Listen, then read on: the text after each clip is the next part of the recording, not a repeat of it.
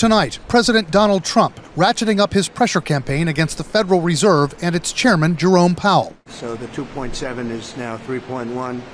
I'm not aware of that. Yeah, it just came out. Yeah, I haven't heard that from anybody at the Fed.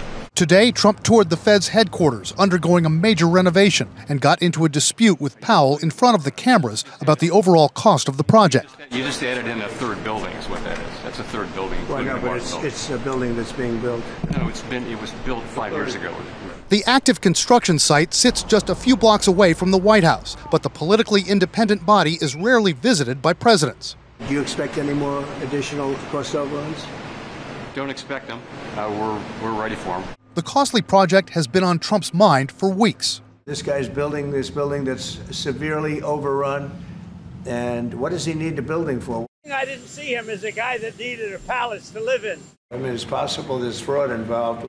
The nearly 100-year-old building is in need of safety updates to the antiquated electrical grid, plumbing, HVAC, and fire detection systems. This is a very expensive job. I don't know. It got out of control. And that happens. It's a shame. The project cost has shot up from $1.9 billion to $2.5 billion, which the Fed claims is due in part to asbestos remediation, security enhancements like blast-resistant windows, and inflation. Workers seen today adding steel framing and reinforcing the walls temporarily clad in plywood to protect the building's historic integrity, another added cost. Staff telling the press that building a brand new building would have been much cheaper. The Fed has had big mission creep, and that's where a lot of the spending's going. That's why they're building these new or refurbishing these buildings. And I think they got to stay in their lane. That's Treasury Secretary Scott Bessent, seen as a possible replacement for Jerome Powell.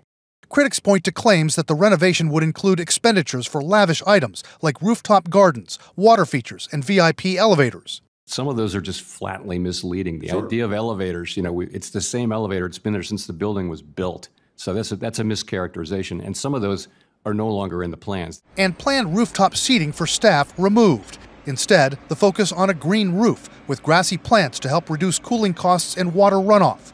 Federal Reserve watchers say Trump's focus on the building is only a sideshow. The president has been told by his lawyers and by the Supreme Court that he can't fire the Fed chair unless he has, quote, cause. And it looks like he demanded of his staff, I need a cause, and they've come up with a mismanagement of the building as an excuse. I'd love him to lower interest rates, but other than that, what can I tell you? Analysts also saying it's Powell's unwillingness to lower interest rates that has really drawn the president's ire. What would you do with a project manager who would be over budget? Generally speaking, what would I do? I'd fire him.